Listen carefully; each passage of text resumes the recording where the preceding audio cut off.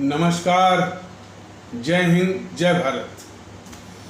भारतीय अवाम ताकत दल अपने भारतीय भाई बहनों अर्थात अपने देश भारत की जनता अर्थात अपनी भारतीय अवाम से भारतीयता आधारित आपसी श्रद्धा, भारतीयता आधारित आपसी स्नेह, भारतीयता आधारित आपसी प्रेम, भारतीयता आधारित आपसी अखलाक मोहब्बत, भारतीयता आधारित आपसी सहयोग, भारतीयता आधारित आपसी सम्मान, भारतीयता आधारित आपसी एकता, भारतीयता आधारित आपसी भाईचारा तथा भारतीयता आधारित आपसी सद्भाव को समझने व उसे आत्मसात करके वैसा ही आचरण एवं व्यवहार करने हेतु और समस्त भारत में इसके प्रचार प्रसार करने हेतु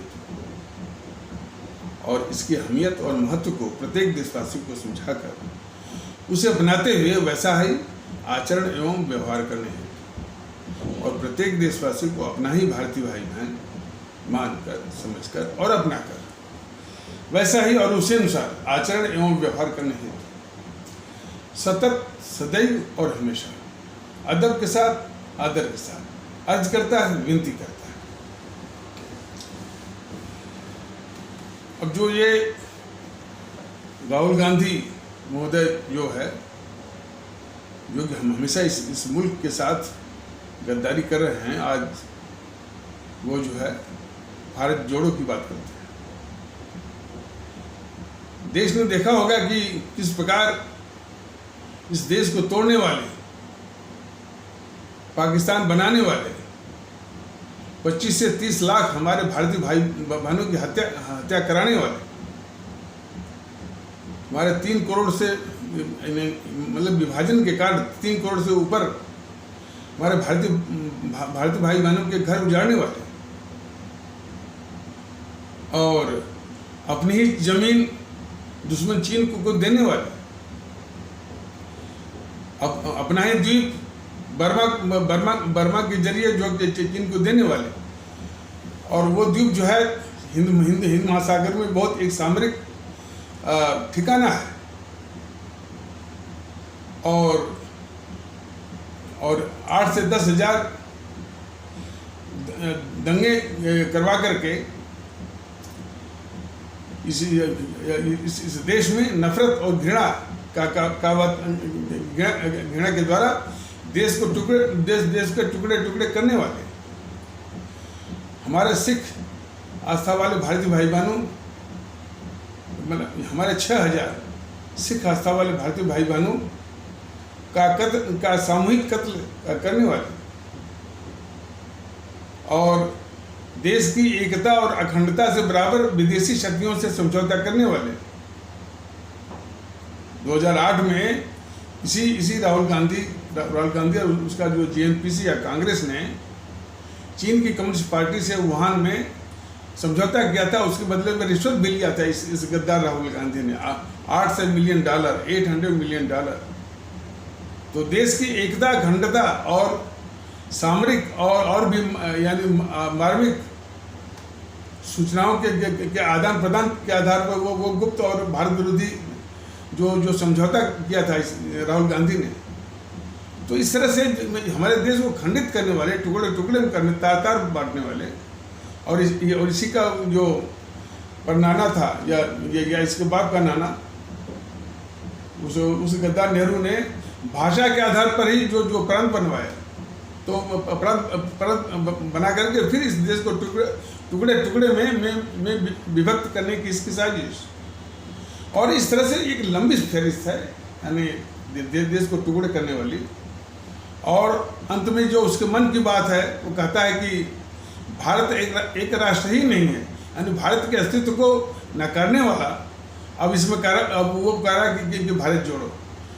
लोगों को पूछना चाहिए, हमारी आदरणीय भारतीय अवाम को इससे पूछना चाहिए कि तुम जब भारत को राष्ट्र के रूप में ही नकारते हो तो तुम्हारा क्या नैतिक अधिकार बनता है कि तुम जो है भारत जोड़े की बात करो। ये हमारे सभी आदरणीय भारतीय भाई बहन, विशेष करके जिन राज्यों से ये भारत जोड़ो की यात्रा निकाल रहा है, खास करके तमिलनाडु के, केरल के इत्यादि के आदरणीय भारतीय भाई बहन इसको काले झंडे दिखाएं, सवाल पूछें कि तुम्हारे जितने भी वो हैं, वो दादी दादा तो नहीं, दादी और या नानी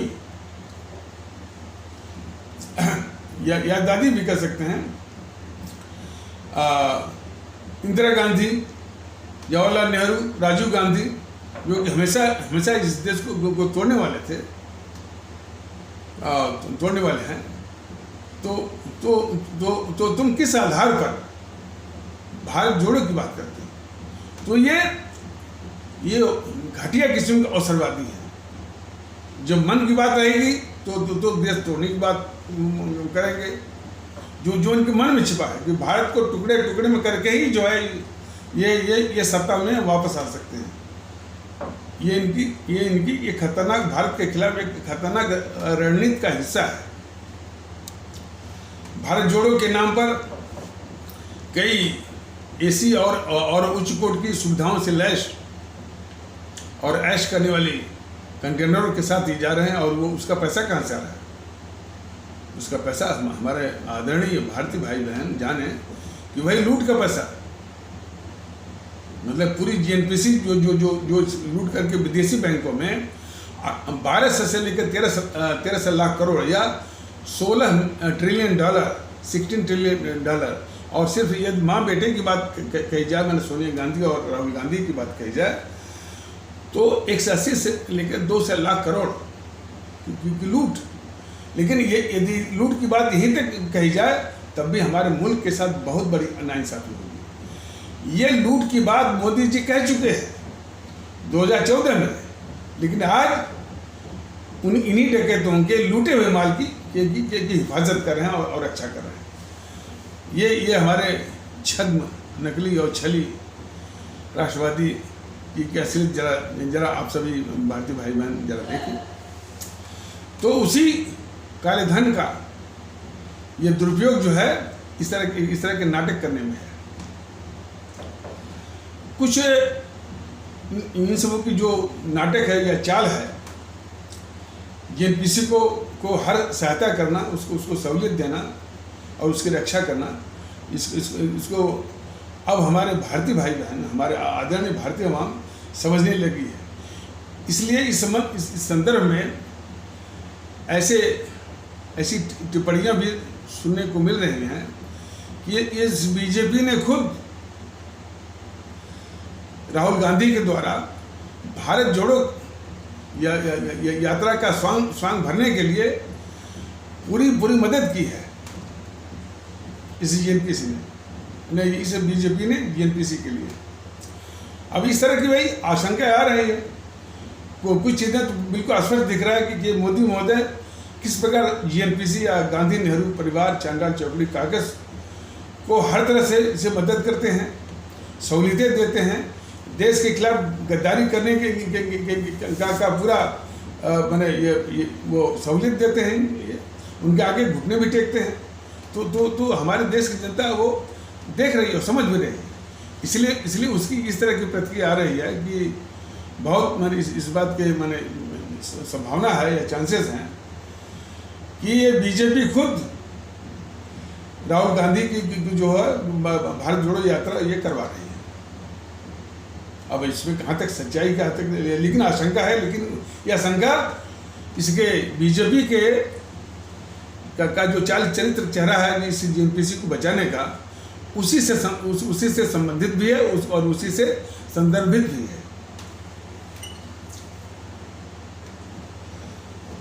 कुछ लोग कहते हैं कि भारतीय जनता दल सिर्फ भारतीयता की बात करता है, इसका मैनिफेस्टो क्या है और इसके कार्यक्रम क्या है, इसके विषय में नहीं बताता। इसके विषय में इस YouTube के माध्यम से कई बार बताया गया है कि शासन का जो वातावरण रहेगा वो हमारे परम आदरणीय राष्ट्र महानायक, राष्ट्रभक्त शिरोमणि नेताजी सुभाष चंद्र बोस की जो शैली थी जो जो कि उन्होंने आज़ाद हिंद फौज बनाते समय 1941 में घोषित किया था। जब जब जब उनसे किसी ने पूछा कि साहब जो है यदि आज़ादी आपको तुरंत मिल जाए और आपके आगे खड़ी हो जाए तो किस तरह का शासन आप चाहेंगे? तो वैसे तो उन्होंने ये कहा कि अभी तो हमने अपनी आवाम से कहा है कि तुम मुझे खून दो और मैं तुमको आज़ादी दूंगा। तो एक भावनात्मक अपील थी अपनी आवाम से, और तो उन्होंने इस बात को भी कबूल किया कि हमारे इस आह्वान पर कितने भारतीय भाई बहन मानसिक रूप से तैयार हैं। तो इसी संदर्भ में उनका कहना था भाई कि हमने जो आह्वान दिया था कि तुम मुझे खून दो मैं तुमको आज़ादी दूंगा, ये पूरे पूरे पूरे हमारे भारतीय भाई बहन अभी मानसिक रूप से तैयार नहीं हैं। मतलब कुछ आना शुरू किए हैं।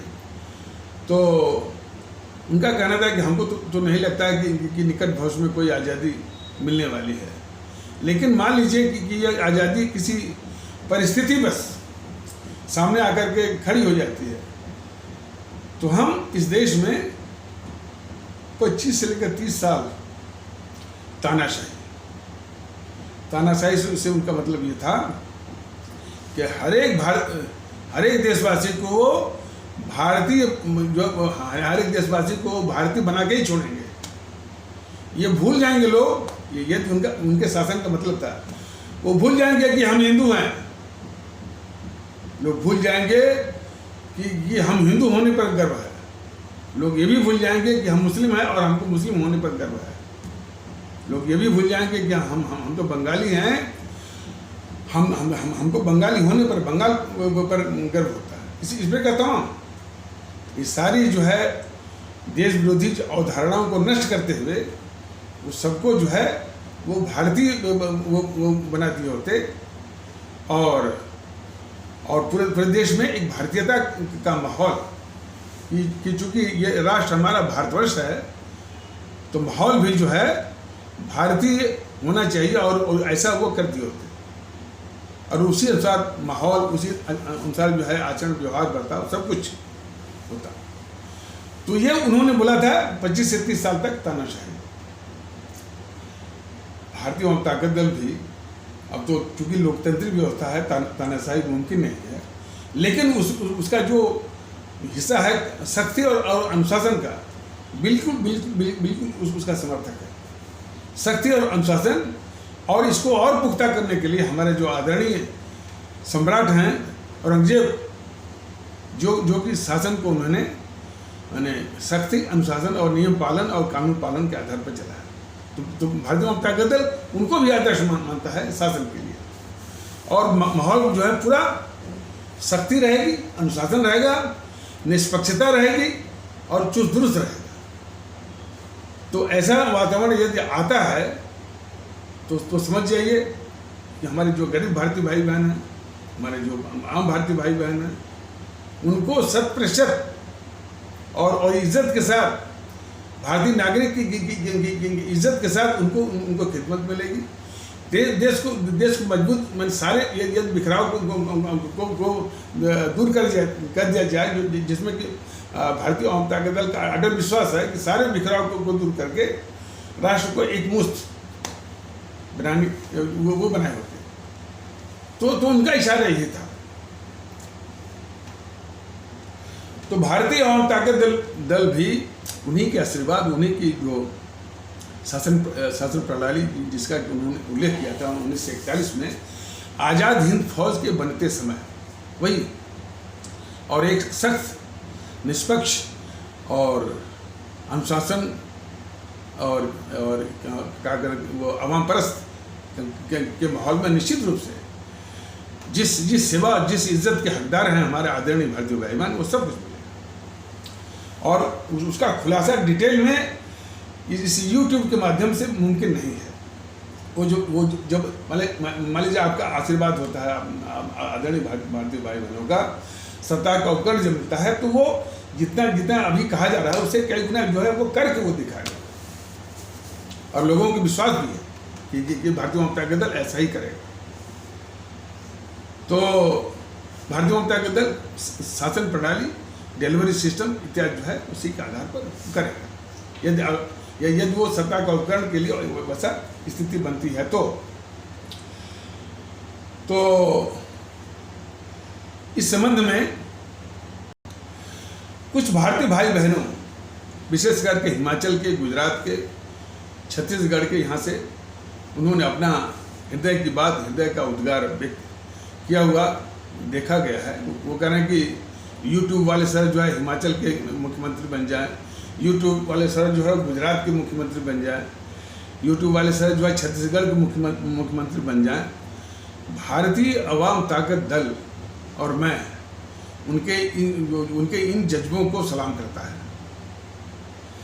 लेकिन उनसे यही और यही निवेदन करना चाहता है कि जितनी भी ख्वाहिशें हैं वह भारतीय जनता दल का कोई भी मुख्यमंत्री हो चाहे प्रधानमंत्री हो, वो आपके ख्वाहिशों को पूरा करने वाला आपकी खिदमत करेगा।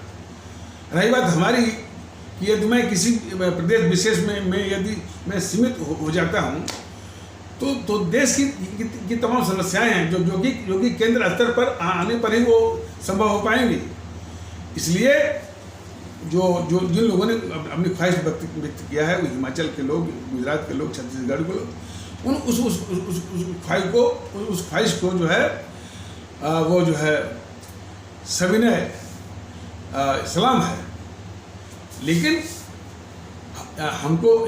ये तो आप भी जानते हैं कि किसी प्रदेश विशेष में सीमित होकर के जो भारतवर्ष से मुतल्लिक समस्याएं, जो पूरे देश के लोगों की जो समस्याएं हैं, उसका निदान जो है संभव नहीं हो पाएगा। तो इस चीज़ को जो है, और जब भी हमारे सत्ता आप थमाते हैं तो हमारी ही तरह वो आपकी मुख्यमंत्री के रूप में आपकी खिदमत करेगा। तो ये बताना थोड़ा सा आवश्यक है। राहुल गांधी के और बराबर भारतीय अवाम ताकत दल, राहुल गांधी इस देश का गद्दार है और खतरनाक गद्दार है। तो उसकी भारत जोड़ो यात्रा में वो कन्हैया कुमार भी शामिल है, जिसने क्या कहा था कि भारत तेरे टुकड़े हो, भारत बर्बादी तक जंग जाने रहेगी। वो उसकी इस सभाओं में कह रहा है जात पात तोड़ो, भारत जोड़ो। अब उसके मुंह से दिया, सुनिए ना, जब मौका आया, मौका क्या है उसके मन में है, और यही काम जो है जेएनपीसी कर रही है। भारत तेरे टुकड़े होंगे, भारत बर्बादी तक जंग जारी रहेगी। लेकिन अवसर बाध्यता तो देखिए, मौका परस्त तो देखिए कि जो जिसकी ख्वाहिश है कि भारत का टुकड़ा हो और बर्बादी तक इसके खिलाफ, भारत के खिलाफ बर्बादी तक जंग जारी रखने वाला, आज उसके मुंह से निकल रहा है भारत जोड़ो और जात पात तोड़ो। तो इसलिए हमारे जो भारतीय भाई बहन हैं उसको अच्छी तरह से पहचाने। कुछ लोग कह रहे थे कि ये तमिलनाडु से गुजर रहा है या केरल से गुजर रहा है, तो उसमें तो कुछ भारतीय भाई बहन जो कि भारतीय जनता दल के इस भावना से प्रेरित हैं कि भाई हमारा देश ये भारत है, और देश के तोड़ने वालों को कतई हक नहीं बनता कि वो ये बात कहें कि भारत जोड़ो। और जहाँ तक कन्हैया कुमार का सवाल है, जो उसके मन में रहता है, जो उसके मन बसा हुआ इस देश के टुकड़े हों और भारत की बर्बादी तक वो जंग जारी रखेगा। आज उसके मुंह से निकल रहा है कि जात पात तोड़ो, भारत जोड़ो। तो कितना जो है घटिया किस्म का या घोर किस्म का वो अवसरवादी है। लेकिन इस संबंध में ये सारी बातें जो भारतीय जनता दल आप लोग बता रहा है, समझा रहा है या निवेदन कर रहा है, वो सार्थक तब होंगी जबकि ऐसे घोर गद्दार इसको राहुल गांधी को आईना दिखाया जाए, काले झंडे दिखाए जाए, उसको बस यही बोलना कि गो बैक गद्दार राहुल गांधी, इस टाइप से। और ये बहुत जरूरी है। इस संदर्भ में कुछ राजनीतिक पार्टियों के लोगों के द्वारा यह कहते हुए देखा गया, सुना गया है कि ये यूट्यूब वाले सर जो है यह क्यों कहते हैं कि उसके स्वभाव में मत जाओ, वो मत करो। भारतीय जनता दल कई बार बता चुका, अनेक बार बता चुका, आगे भी बताएगा कि ये हमारे देश के खतरनाक शत्रु हैं, हमारे भारतीय समाज के शत्रु हैं। तो इन शत्रुओं को बगैर पस्त किए हुए हमारा देश महफूज नहीं हो सकता। तो उन्हीं खतरनाक तत्वों में एक है राहुल गांधी, दूसरा है पुष्पेंद्र कुलश्रेष्ठ, और इसके बाद वामन मिश्रम। तो इसलिए जरूरी है कि इन देश के खतरनाक जो देश भारत विरोधी तत्व हैं, इनको पस्त करना जरूरी है। ऐसे नहीं मानेंगे। दो ही उपाय है, एक तो इतने काले झंडे इसको दिखाएं और वापस जाने का कि खुद ये वो हतोत्साहित हो जाए, और दूसरा ईवीएम मशीन पर। चूंकि हमारी आवाम जो है, भारतीय आवाम, आदरणीय आवाम, कब तक इनके पापों को झेलेगी? सवाल ये है। भारतीय जनता दल अपने आदरणीय भारतीय भाई बहनों से ये पूछना चाहता है कि कब तक आप लोग जो है इनके पाप को आप झेलेंगे, जबकि मताधिकार या राइट टू वोट या फ्रेंचाइज का अमोघ असर जो है, मतलब इनडोमिटेबल वीपन जो है वो आपके हाथ में है। तो जब तक उस अमोघ असर मताधिकार का सही प्रयोग नहीं होगा, सही काम के लिए प्रयोग नहीं होगा, तो इन देश विरोधी ताकतों जो सत्ता में भेज दिए जाते हैं, आप लोगों की क्या कहते हैं कि वो विवेकशीलता की क्षमता के अभाव में, तो इनके कुकर्मों का, इनकी कृतियों का फल भोगने के लिए आप अभिशप्त ही बने रहेंगे। ये जो यथार्थ है। देखिए कितनी विचित्र बात और दुख की बात है। हमारे आवाम के पास मताधिकार का या राइट टू वोट और ये फ्रेंचाइज का एक अमोघ अस्त्र है अपने पास, और इन्हीं अस्त्रों से लगभग इस भारतीय समाज के और देश के दुश्मनों को हम वोट दे करके सत्ता देते हैं, और फिर उनके कुकर्मों को भोगते हैं, या उनके कुकर्मों को वो भोगने के लिए अभिशप्त हो गए हैं। इतनी बड़ी दुविधा, इतनी बड़ी त्रिविधा जो है अपनी भारतीय आवाम जानबूझ के ले रही है। इसके हाथ में अमोघ अस्त्र, और वही कह रहा है कि हम तो भुगत रहे हैं। कुछ भारतीय भाई बहनों से तो ये कहते सुना गया, ये तो हमारी नियत में आ गया, हमको भुगतना ही है। तो उन सभी भारतीय भाई बहनों से और सभी भारतीय भाई बहनों से ये विनम्र निवेदन है कि जो अमोघ अस्त्र है वो पात्र लोगों को ही माने चुनिए। पात्रता के विषय में भी बताया गया था कि 4 गुण जो है उसमें होनी चाहिए, जो आपका जो उम्मीदवार है, 4 गुण, और कितने प्रतिशत में है, मतलब 30%, 40%, 50%, 70%, 90 या पूरा 100%, वो उतना मायने नहीं रखता है, लेकिन वो गुण होने चाहिए। पहला है राष्ट्रभक्ति। राष्ट्रभक्ति से मतलब है कि अपने मुल्क से मोहब्बत करता हो और अपने मुल्क भारतवर्ष को सबसे ऊंचा मानता हो।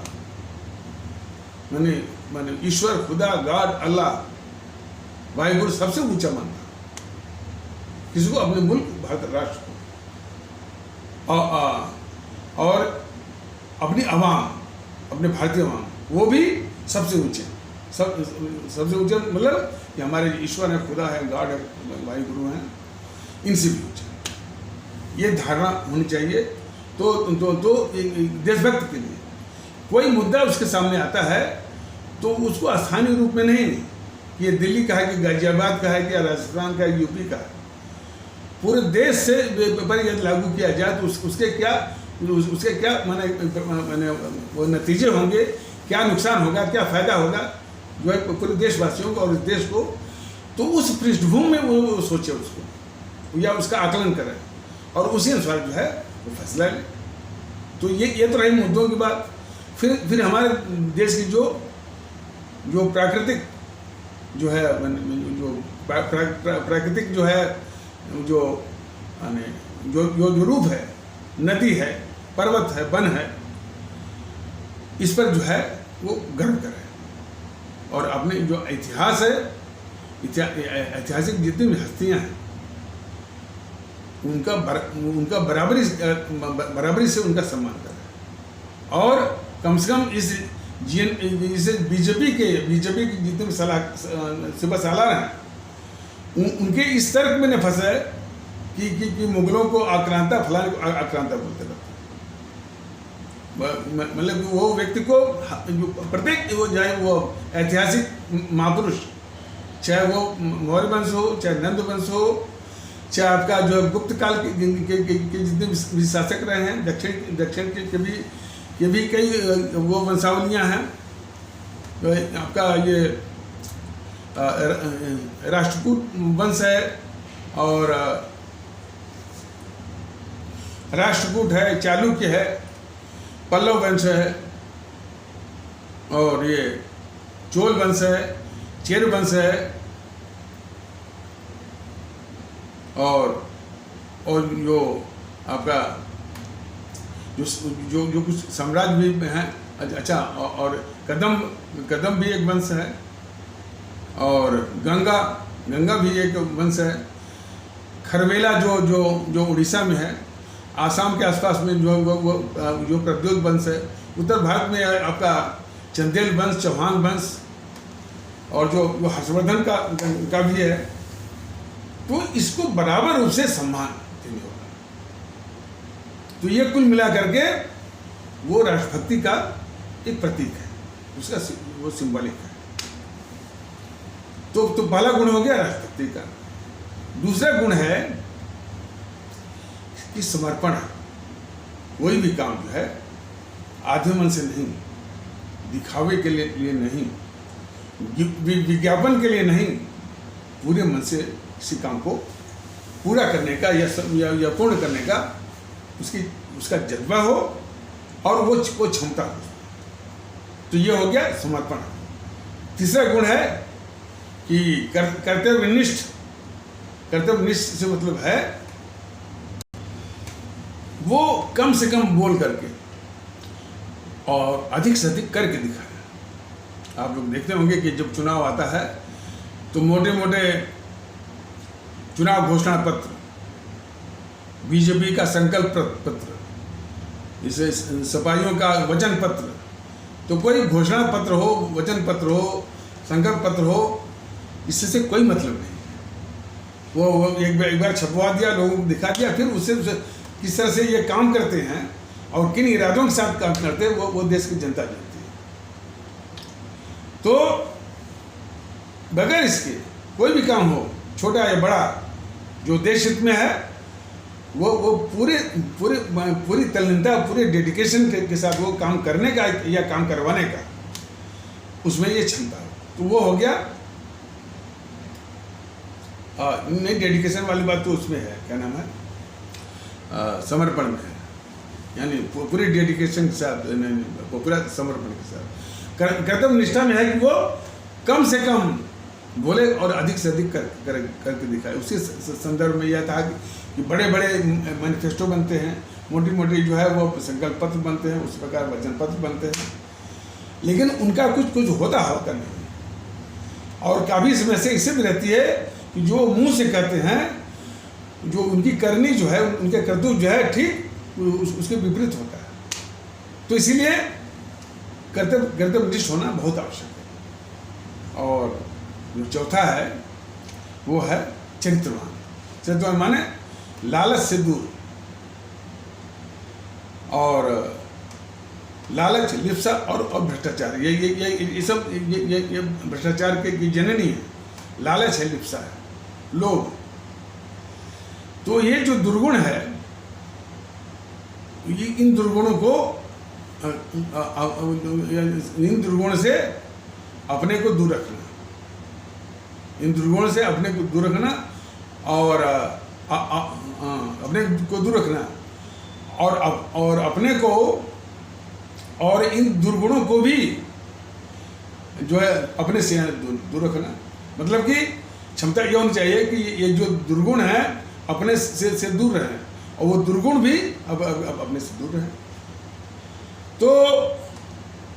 तो ये 4 गुण, प्रतिशत कुछ भी हो, 30 हो, 40 हो, 50 हो या 100% हो, वो उतना बाधक, लेकिन ये गुण होने चाहिए। बाद में भारतीय आवाम ताकत दल की ट्रेनिंग और प्रशिक्षण और प्रेरणा के आधार पर वो उनमें 100% ये गुण आ जाएंगे। यही लोग जो है पात्र होंगे, यही लोग पात्र होंगे। और कोई सद्गुण है तो सुहाने में सोगा, सोने में सुहागा। तो कुछ लोग कहते हैं कि साहब ये इतना अब जो कठिन जो है पैमाना आपने रख दिया है और आवश्यकताएं आपने रख दी, कहाँ लोग हैं? लोग तो इतने भ्रष्ट हो गए हैं, वो पब्लिक भी बहुत भ्रष्ट हो गई है, और ये अब इस मानदंड पर कहाँ लोग उतर पाएंगे? तो हम उनको कहते हैं कि देखिए भाई, शास्त्री जी की मिसाल है, मोरारजी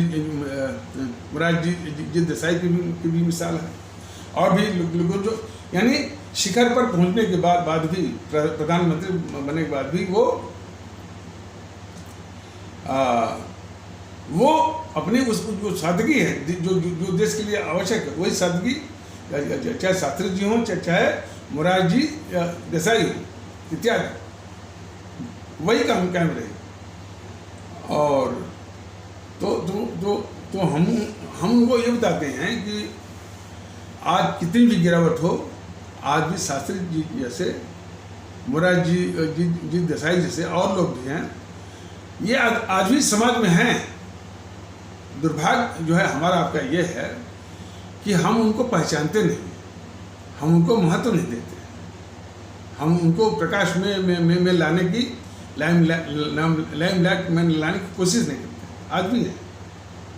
तो यही है कि यदि उसको सामने लाया जाए, मान लीजिए आपके मोहल्ले में कोई ईमानदार आदमी हो और ईमानदारी से दिखता नहीं है, तो ये भावना रहती है कि अरे ये ईमानदार आदमी जो है वो राजनीति में क्या करेगा। कई जगह तो ये सुनने में आया कि भाई अरे जो पैसे पर बिकता नहीं है, पैसे के द्वारा खरीदता नहीं है, वो जो है क्या कर पाएगा।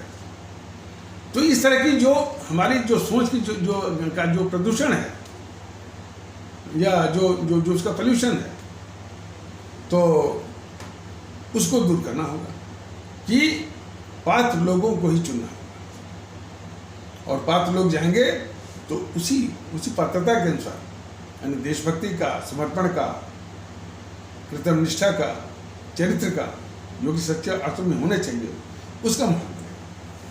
सारी तकलीफें जो है अपनी आवाम की भी और देश की भी दूर हो जाएंगी। और जरा कल्पना करिए कि हमारी आदरणीय भारतीय आवाम अपने राष्ट्रीय कर्तव्य के महत्व को समझते हुए यदि पात्र लोगों को ही वो चुनना शुरू कर दे, तो ये जितने भी शक्तियां हैं राजनीतिक दलों के वेश में, इन सब की दुकान बंद हो जाएगी। यही तो उनको अंदेशा है कि भारतीय जनता दल जिस वातावरण की बात करता है कि भाई पात्र लोगों को ही चुनना, और कौन कौन पात्र होंगे इसको भी अभी बताया गया है। तो इस तरह हमारी आवाम जो है पात्र लोगों को कोई चुनना, उनको चुन के भेजना और इसके बाद वो सत्ता में भेजना का काम शुरू कर दे, तो जितनी भी ये विखंडनकारी ताकतें हैं हमारे भारतीय समाज के शत्रु हैं, खासकर बीजेपी और जीएनपीसी, कम्युनिस्ट, टीएमसी, आरजेडी और समाजवादी पार्टी इत्यादि, इनकी दुकानें जो कि जातिवाद, संप्रदायवाद से बिल्कुल वो यानी इन अवगुणों की खान है सब, तो इनकी दुकानें बंद हो जाएंगी, यही आशंका तो इन पार्टियों को सता रहा है। और वो भारतीय जनता दल का कोई माकूल, कोई उचित जवाब न दे करके वो जो रचित मतलब कि फैब्रिकेटेड तर्क जो है वो प्रस्तुत कर रहा है। और खास करके भारतीय जनता दल का कि जो भारतीयता की बात जो हमारी आवाम को पसंद आ रहा है, इस मुहिम को रोकने के लिए अब कुछ शुरू हो गए हैं। खास करके ये जो पत्रकार, जो शिवा सालार पत्रकार हैं बीजेपी के, वो कहते सुनिए कि हाँ भाई, अरे हम तो जन्म से भारतीय हैं। अरे शायद उसने बोला था वो हर्षवर्धन त्रिपाठी जैसे लोगों को भारतीय जनता दल ये कह रहा है कि आप ही नहीं, पूरे हमारे 125 करोड़ लोग भारतीय हैं।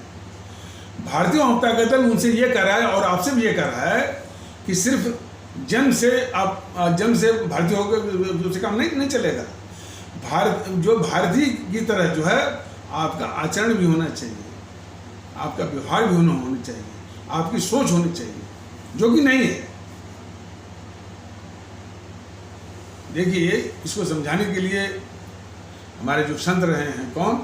कबीरदास, रहीमदास, तुलसीदास, संत वो रविदास, सूफी संत, रामकृष्ण परमहंस और इस प्रकार के हैं। तो उन्होंने कहा कि भाई आपको, मैंने आवाम को कहा कि आपको जो है मनुष्य का तन तो मिल गया, उसका शरीर तो मिल गया अब मानव के शरीर के रूप में, लेकिन आप मानव जो है तब कहलाएंगे जब एक मानव की तरह आप व्यवहार करेंगे। ये तो उन्होंने कहा। तो भारतीय जनता दल ये भी कहता है कि सिर्फ ये कह देने से कि हाँ हम जन्म से भारतीय हैं, हाँ हम भी भारतीय हैं, ये पाखंड की ये पराकाष्ठा है। भारतीय जनता दल का भारतीय तो आप ऑलरेडी हैं, आप ही नहीं, सभी लोग हैं। बर्ताव क्या कर रहे हैं, समस्या इससे है। अब अपने को भारतीय कह करके फिर आप दूसरे क्षण आप उच्चारण करना शुरू कर देंगे, हम हिंदू हैं और हम गर्व से कहते हैं हिंदू हैं, तो तुरंत आपके इस पाखंड की कलई जो है वो खुल जाएगी कि आप जो है मैंने इस भारतीय समाज के शत्रु हैं, इसलिए भारतीय होते हुए भी भारत विरोधी गतिविधियों में आप सक्रिय हैं। सवाल इस बात का तो सिर्फ भारतीय कह करके नहीं है, भारतीय तो पहले से लोग हैं।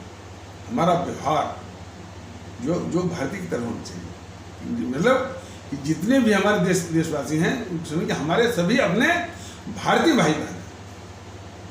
यदि ये भाव हो तो नहीं आएगा कि इतने हिंदू, इतने मुसलमान।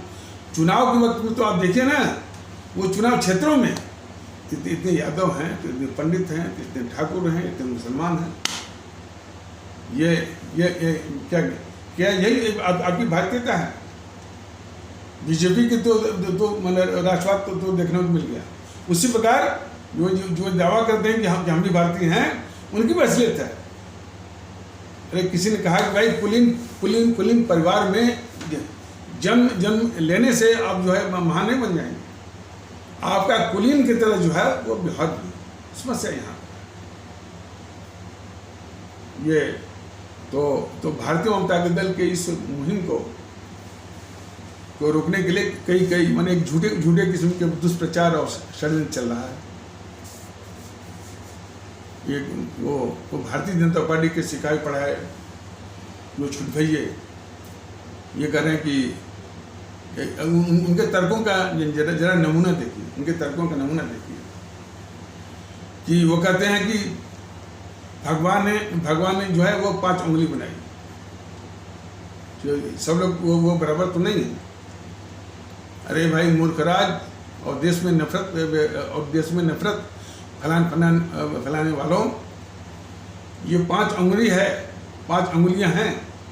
ये सार्थक तभी होते हैं जब भी एक साथ मिल जाएं, तभी आप कोई काम कर सकते हैं, तभी आप खाना खा सकते हैं।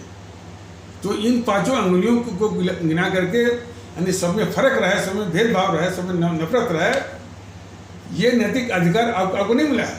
यदि अंगुली का ही आपने दिया है उदाहरण, तो 5 उंगलियां जब मिलती हैं तभी जो है वो सार्थक होती हैं, तभी वो अंगुली या हाथ जो है वो काम करने के लायक होता है, खाना खाने के लायक होता है। उसी प्रकार सभी भारतीय तो हैं, लेकिन भारतीयता का व्यवहार होकर के एक होइए, इसकी आवश्यकता है। तो कुछ लोग खास करके बीजेपी के सिपा सालार कहते हैं कि हम भी तो भारतीय हैं। भारतीय जन्म लेने से कुछ नहीं होगा, कर्म जो है। आखिर कबीरदास ने क्या कहा कि सांझ बराबर तप नहीं, झूठ बराबर पाप, और जाके हृदय सांच है ताकि हृदय आप। मतलब कि सत्य के बराबर कोई तपस्या नहीं है और झूठ के बराबर कोई पाप नहीं है। तो इन बातों को दरकिनार करके वो जो कोई मनुष्य का कि मनुष्य हम भी हैं, तो उसी तरह से उसका तर्क उसी तरह से होगा जिस तरह से हर्षवर्धन त्रिपाठी जैसे लोग कहते हैं कि हम भी भारतीय हैं। कर्म से भारतीय बनना है, व्यवहार से भारतीय बनना है, सोच से भारतीय बनना है, तब जाकर के वो भारतीयता का तात्पर्य हो। हर बार जो है कोई इस तरह से माने हिंसा हो, फलाने हो, ठिकाने हो, तो उसमें देखते हैं कि हिंसा करने वाला हिंदू है कि मुसलमान, जो पीड़ित जो शिकार हुआ वह हिंदू है कि मुसलमान, और आप कहते हैं कि हम भारतीय हैं वो जन्म से। तो इसी तरह का पाखंड जो है ये बीजेपी के जितने सिपा सालार बैठे हुए हैं यूट्यूब पर, उनका चल रहा है। तो कई बार बताया गया कि भाई अहमियत महत्व राष्ट्र का है, और उसमें वो हिंदू सनातन के मानने वाले, इस्लाम को मानने वाले, सिख आस्था को मानने वाले और ईसाई आस्था को मानने वाले जो है अपनी अपनी व्यक्तिगत आस्थाओं को घर के अंदर, चाहे दीवारी के अंदर उसको संपन्न करें। जो ही चौखट के बाहर आते हैं तो ये सारी चीज़ें आपके घर में ही छूट जानी चाहिए। और हमारा ये वातावरण जो है सामूहिक है, राष्ट्रीय है, भारतीय है।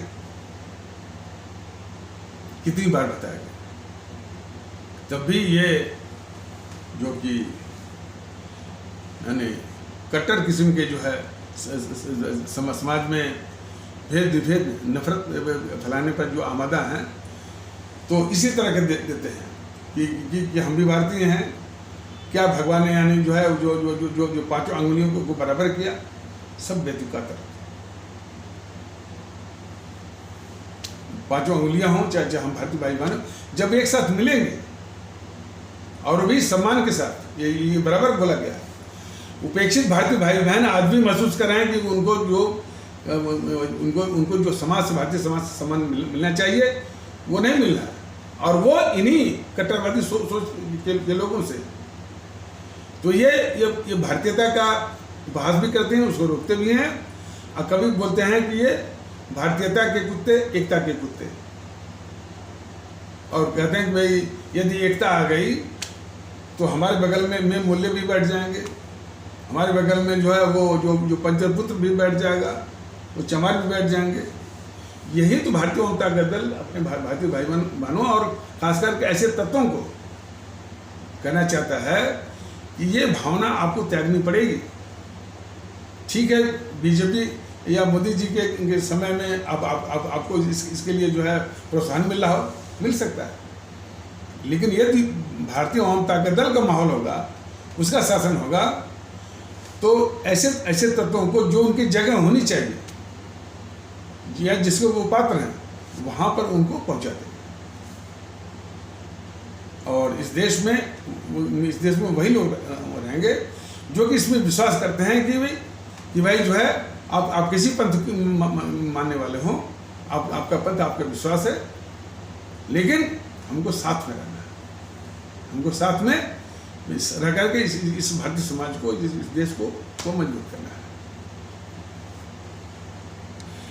कोई पत्रकार है ध्रुव राठी, थोड़ा बहुत वो इतिहास भी जानता है, और ये बीजेपी के कुछ सिपा सालार एके टीके आज की ताज़ा खबर करके है, तो ये जो है ध्रुव राठी पक्का जो है चमचा है जीएनपीसी का, गांधी नेहरू परिवार चंद्रकांत चौकड़ी काकस का। तो उसके वक्तव्यों का सब खंडन करते रहते हैं एके टीके वाले। आज की ताज़ा खबर में देखिए, सवाल इस बात का है कि उसके वक्तव्यों के खंडन करने से कुछ भी हासिल नहीं होगा। उसके चरित्र को देखिए, ये उसका चमचा है जो इस देश की सबसे बड़ी अभिशाप है। बस इसी से उसका चरित्र ये पहचान उसी से उसके चरित्र को पहचान जाइए। तो अब इस समय बराबर जो है भेद विभेद वो पैदा करने के लिए कभी मोदी जी के ऊपर, कभी इस पर, कभी उस पर, और चीन के पक्ष में हमेशा जो है वो माहौल बनाता है। या यूँ समझ लीजिए कि ये दूसरा या उसका जो है एक डेरिवेटिव, वो जो रवीश कुमार जो पत्रकार है इस देश का गद्दार, उसी का ये जो है एक डेरिवेटिव है या अवतार है। तो ये देखिए भारत विभाजन में किस तरह से बचाता है नेहरू और गांधी को, और पाकिस्तान के निर्माण को भी। लेकिन यदि वीडियो उसके यहाँ तक पहुँचता है तो पहले वो खुद इस बात का खुलासा करे कि गांधी ने इस देश के साथ गद्दारी की कि नहीं की। ध्रुव राठी महोदय, जब वो स्वदेशी आंदोलन चल रहा था, उस स्वदेशी आंदोलन को दबाने के लिए, कुचलने के लिए या उसका सामना करने के लिए इन अंग्रेजों ने इस मोहनदास करमचंद गांधी को दक्षिण अफ्रीका से भारत में पैराशूट करवाया। सिर्फ जो है स्वदेशी आंदोलन क्या था कि जो भंग हुआ था, पार्टीशन ऑफ बंगाल हुआ था, उसी के विरोध में चल रहा था स्वदेशी आंदोलन। उस स्वदेशी आंदोलन को काउंटर करने के लिए, उसका सामना करने के लिए, उसे दबाने के लिए अंग्रेजों ने इस गद्दार मोहनदास करमचंद गांधी को दक्षिण अफ्रीका से भारत में पैराशूट करवाया। ध्रुव राठी महोदय जरा इसको स्पष्ट करें, क्या यह मोहनदास करमचंद गांधी अंग्रेजी सरकार के प्रति वफादारी की कस्में जो है इसने सार्वजनिक रूप से किया था या नहीं? जब वो सार्वजनिक रूप से ये कहता है कि भाई मैं अंग्रेजी सरकार का मैं एक वफादार सिपाही हूँ या जो भी हूँ, और भारत के नव युवकों को भी इस अंग्रेजी सरकार के प्रति वफादारी का सबूत देना चाहिए, और इस सबूत के लिए वो अंग्रेजी सेना में भर्ती हो जाए। तो ये मोहनदास करमचंद गांधी का अंग्रेजी सेना की सहायता के लिए भारतीयों को उसकी सेना में भर्ती करवा रहा था। इसलिए उसमें छिड़ा हुआ था प्रथम विश्व युद्ध। तो ये राठी जरा बताएं कि जिन अंग्रेजों के खिलाफ लड़ते लड़ते हमारे कई अमर शहीद क्रांतिकारी राष्ट्रभक्त जो है वो उन्होंने प्राण दे दिया, उसी अंग्रेजी सरकार की ये सहायता कर रहा है। तो ध्रुव राठी ये स्पष्ट करें कि वो किस स्तर का गद्दार है और क्यों इस बात को छुपाते हैं। पाकिस्तान बनने की बात है, इसे जीएनपीसी ने इस कांग्रेस ने जो कि आज़ादी की लड़ाई का मुखौटा वो पने हुई थी। 1909 में जो इंडियन काउंसिल एक्ट लाई वो अंग्रेजी सरकार, उसको इसने उस इंडियन काउंसिल एक्ट में ये था, उस इंडियन काउंसिल एक्ट 1909 में ये था कि इस्लाम आस्था वाले भारतीय भाई बहनों के लिए अलग मतदाता मंडल, सेपरेट इलेक्टोरेट की व्यवस्था थी। उसको इस कांग्रेस जो कि कहती कि हम आज़ादी की लड़ाई लड़े, उस प्रावधान को वो मान लिया। अर्थात उसने भारत में ही पाकिस्तान बनने की इसने नींव रख दी इन कांग्रेसियों में।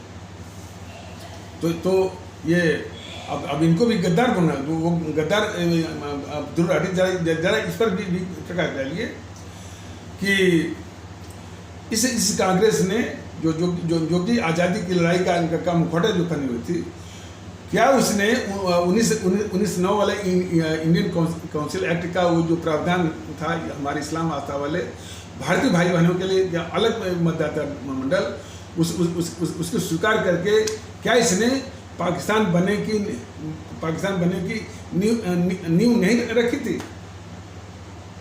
तो यानी पाकिस्तान बनने का, देश के विभाजन का पूरा जो है यही अपराधी है मोहनदास करमचंद गांधी और जवाहरलाल नेहरू।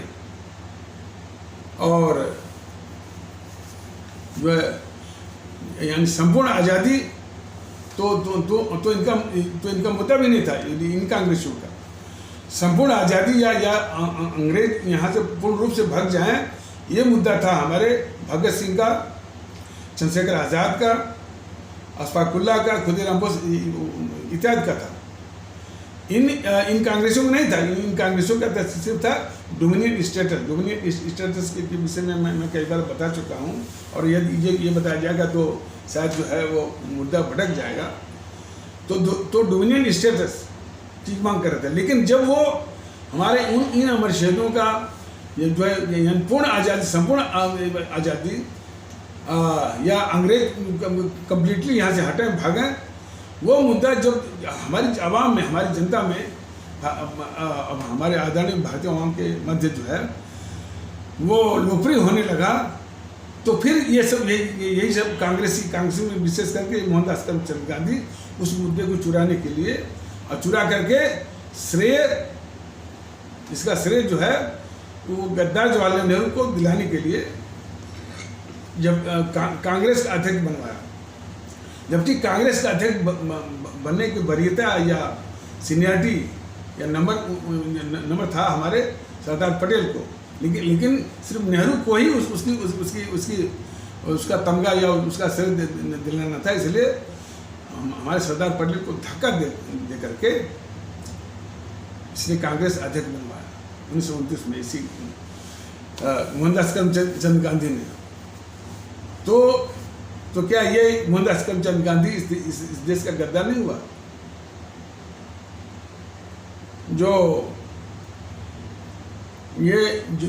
जब ये अंग्रेजों की सहायता किया, अंग्रेजों की चमचागिरी किया मोहनदास करमचंद गांधी, तो अंग्रेजी सरकार ने इसको जो है केसरी हिंद की उपाधि दी है। ये अंग्रेज जो है उस जमाने में केसरी हिंद, नाइटहुड, सर और इस तरह से और भी उपाधि जो है, और राय बहादुर, ये उन्हीं को मिला करती थी जो अंग्रेजों के घोर चमचा थे। तो अंग्रेजों का घोर चमचा था ये मोहनदास करमचंद गांधी। और ये सिर्फ मैं नहीं कह रहा हूँ, बाबा साहब ने कहा हुआ कि यह डबल डीलर है। वो अंग्रेजों के साथ भी डील करता है और अपने आवाम के साथ भी डील करता है, डबल डीलर। और डबल डीलर तमाम आपको मिलेंगे फैक्ट्रियों में जो मजदूरों के नेता होते हैं, वो वही तो वास्तविक हैं, वो डबल डीलर। या अपने जो फैक्ट्री के मजदूर और कर्मचारियों में दिखाते हैं कि हम आपके नुमाइंदे हैं, हम आपके हितैषी हैं, और होता वास्तव में है उस फैक्ट्री के मालिक का वो एजेंट होता है। तो इसी भूमिका में था वो मोहनदास करमचंद गांधी। इसके विषय में बड़ी बेबाकी से वो बाबा साहब ने बताया था कि यह डबल डीलर है। इंग्लैंड में भी कई उस ब्रिटेन संसद के कई सदस्य यानी MP कहते हुए कि जब तक मोहनदास करमचंद गांधी भारत में है तब तक यानी कोई चिंता करने की बात नहीं है। वो सबसे बड़ा एजेंट जो है वो इंग्लैंड का है। तो इन तथ्यों पर कुछ प्रकाश डाल पाओगे गद्दार ध्रुव राठी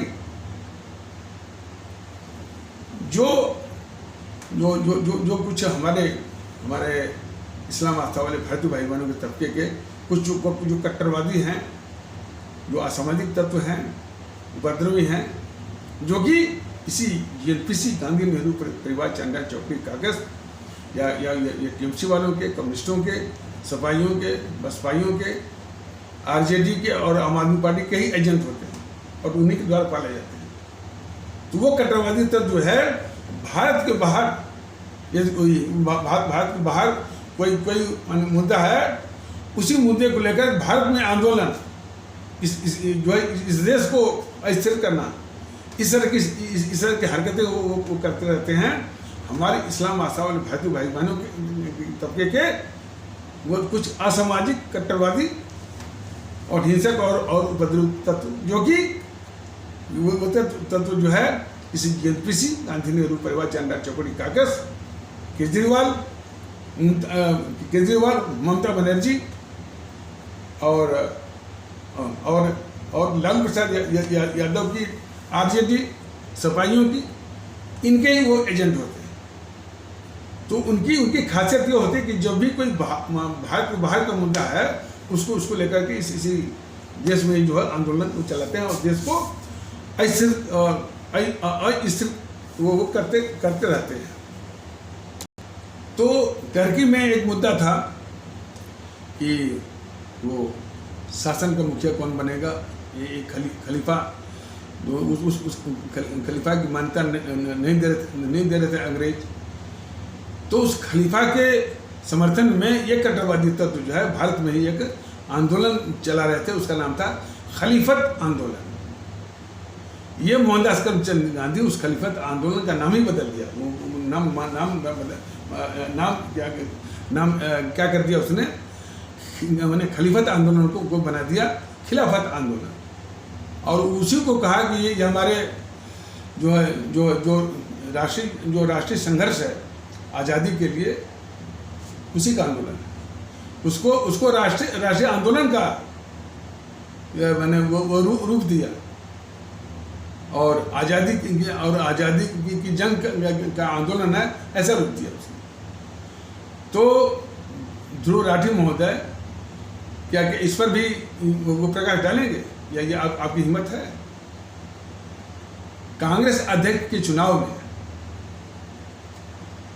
किस तरह से दूसरी बार जो सुभाष चंद्र बोस जो एक साल माने 1938 में तो सर्वसम्मत से हो गए थे, लेकिन 1939 में जो साजिशें की इस मोहनदास करमचंद गांधी ने कि सुभाष चंद्र बोस किसी भी तरीके से कांग्रेस का अध्यक्ष नहीं बन पाए और जो उसने अपनी माने राजनीतिक प्रतिष्ठा को भी दांव लगा दिया और घूम कर इस मोहनदास करमचंद गांधी ने सुभाष चंद्र बोस के खिलाफ प्रचार करते हुए ये कहा कि जो इसका उम्मीदवार था उसका नाम था सीता भीरे मैया पट्टा भीरे मैया। तो बोलता था कि सीता भीरे मैया पट्टा भीरे मैया की हार हमारी व्यक्तिगत हार है। तभी सुभाष चंद्र बोस ने इस मोहनदास करमचंद गांधी के षड्यंत्र को बेनकाब भी किया और जो है उसको नाकाम भी किया। तो क्या इस पर भी जो है वो ध्रुव राठी महोदय कुछ प्रकाश आप डालेंगे? और रही बात है भारत छोड़ो आंदोलन, जो मैंने 1942 वाला क्विट इंडिया मूवमेंट, वो तो सुभाष चंद्र बोस की लोकप्रियता बढ़ रही थी अपने समाज में। तो उनकी लोकप्रियता के आगे अपनी खुद की लोकप्रियता को स्थापित करने के लिए as a last ditch effort या अंतिम कोशिश के रूप में ये किया था इसने मोहनदास करमचंद गांधी ने भारत छोड़ो और क्या बोला था डू और डाई, और वो कुछ ही महीनों में फ्लॉप भी हो और अंग्रेज जो छोड़ने को मजबूर हुए वो सिर्फ सुभाष चंद्र बोस और उनके आज़ाद हिंद फौज के बदौलत। अब आइए वो जो है यानी विभाजन में तो बताया गया, जरा ध्रुव राठी को भी आईना दिखाना है कि कांग्रेस अध्यक्ष का चुनाव होना था, क्योंकि जो कि 1946 में अंतरिम मंत्रिमंडल का प्रधानमंत्री वही बनेगा जो कि कांग्रेस का अध्यक्ष होगा। कांग्रेस, अच्छा, और ये कांग्रेस वाले जानते थे कि हम उस कांग्रेस अध्यक्ष को चुनने जा रहे हैं जो कि इस देश का प्रधानमंत्री बनने वाला है। तो एक भी समिति ने, एक भी कांग्रेसी ने इसे जवाहरलाल नेहरू, अब तो हमको कहना पड़ेगा और मैं कहता भी रहता हूँ, गद्दार जवाहरलाल नेहरू के पक्ष में एक भी कांग्रेसी नहीं था। इस मोहनदास करमचंद गांधी ने कितनी बड़ी साजिश की होगी, और उसमें कि भारतीय आवाम भी इस नेहरू को देश का पहला प्रधानमंत्री जो है देखने के पक्ष में नहीं थी। लेकिन ये मोहनदास करमचंद गांधी, जो कि एक और तो बोलता रहा कि पाकिस्तान मेरी लाश में बनेगा, पाकिस्तान जो बना होगा तो मेरे शरीर के 2 टुकड़े कर दें तमाम, और ना आसिफ चिट्ठी लेकर के उसे निवेदन करती रही कि आइए जो एकता हो गई है हिंदू, मुस्लिम और सिख को लेकर के, खास करके जो INA पर ट्रायल हो रहा था। तो इसका इस्तेमाल जो है भारत को विभाजन से बचाने के लिए क्या क्या बहाने बना करके ये मोहनदास करमचंद गांधी और ने अरुणा आसिफ अली जो कि कांग्रेस की एक कद्दावर नेता थी, उनके इस इरादे को, इस कोशिश पर ये पानी फेर दिया। यानी मतलब कि खुद ये विभाजन के पक्ष में था, और ये खासकर जो तिगड़ी थी मोहनदास करमचंद गांधी और जवाहरलाल नेहरू और माउंटबेटन, अंग्रेजों का वो प्रतिनिधि। तो जो प्रतिनिधि था ये सिर्फ यही चाहते थे कि ये सत्ता इसी को मिले। जो भारत विरोधी ताकतें थी, अमेरिका और इंग्लैंड, वो भी चाहते थे कि यही जवाहरलाल नेहरू ही ये प्रधानमंत्री बनाए, इसलिए कि वो इन सबों के लिए यानी जवाहरलाल नेहरू जो है इन भारत विरोधी ताकतों के लिए बहुत ही सुविधाजनक वो एजेंट था।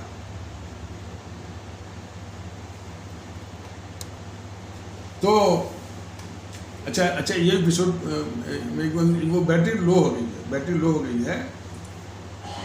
अब मैं इसको जो है संक्षिप्त करता हूँ।